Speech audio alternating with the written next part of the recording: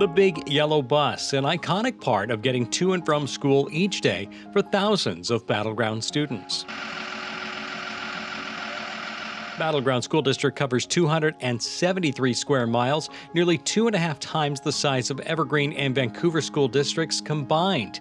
Yet all three districts receive similar transportation funding from the state. One of our issues is we try to limit rides to an hour. So we could get more kids on the bus, but because of the geographic area of our district, our routes aren't always the most efficient in terms of getting the number of kids on the bus that we could. This year, the district expects the actual cost of providing bus transportation will be around $5 million more than what the state provides. Without a local levy to help cover those costs, probably would have longer routes, which means kids might be on the bus for half an hour, even to an hour more, just so that we can be more efficient with utilizing the space on the buses to get kids to and from school. Maybe have to look at cutting all athletic transportations and some of the extracurricular activities, just because we won't be able to fund that if we don't have the levy source. The district also recently invested in adding Wi-Fi access to buses so students who are on them longer can be productive while going to and from school. Now that's not going to be sustainable without a levy though either. We had money to get it up and started, and that we plan to use ESSER funds, which is part of the federal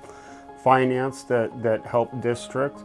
But we won't be able to maintain it after a 3-year period if we don't pass a levy. The replacement levy is not a new tax. It would replace one expiring at the end of this year and do so at a lower rate for taxpayers. For more information on the replacement levy, visit battlegroundps.org/levy and remember to vote on November 2nd.